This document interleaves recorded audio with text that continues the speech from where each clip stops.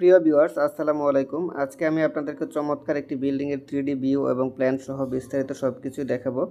পুরো ভিডিওটিতে প্ল্যান এবং সব কিছুই পাবেন ইনশাল্লাহ, একদম রুমের সাইজ সহ। এই বাড়িটি আমরা ডিজাইন করে দিয়েছি ফিরোজপুরে। এই বাড়িটির গ্রাউন্ড ফ্লোরে রয়েছে একটি বেডরুম, ড্রয়িং, ডাইনিং, কিচেন এবং টয়লেট। ফার্স্ট ফ্লোরে রয়েছে 3টে বেডরুম, ওপেন স্পেস এবং টয়লেট। আমি আপনাদেরকে প্ল্যান সহ বিস্তারিত সব কিছু দেখাচ্ছি। এই বাড়ির গ্রাউন্ড ফ্লোরের প্ল্যানটি যদি আপনাদেরকে দেখাই, আপনারা দেখতে পাচ্ছেন চমৎকার একটি ফ্লোর প্ল্যান। এর শুরুতেই রয়েছে একটি কার পার্কিং এবং লবি, মূল এন্ট্রি। মেইন এন্ট্রিটি একদম বাড়ির মাঝখানে রয়েছে। মেইন এন্ট্রির পাশে একটি বেডরুম রয়েছে 14.5 ফিট বাই 14.5 ফিট বলতে গেলে। টয়লেটটি রয়েছে 7 ফিট 1 বাই 5.5 ফিট। লিভিং রুমটি সেপারেট আকারে রয়েছে 13 ফিট বাই 15 ফিট, এবং যদি সেপারেট ছাড়া পুরোটাকে ধরি তাহলে অনেক লম্বা, প্রায় 25 থেকে 27 ফিটের মতো রয়েছে।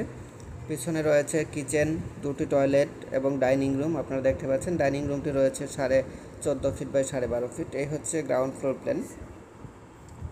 আমি এখন আপনাদেরকে ফার্স্ট ফ্লোর প্ল্যানটি দেখাবো।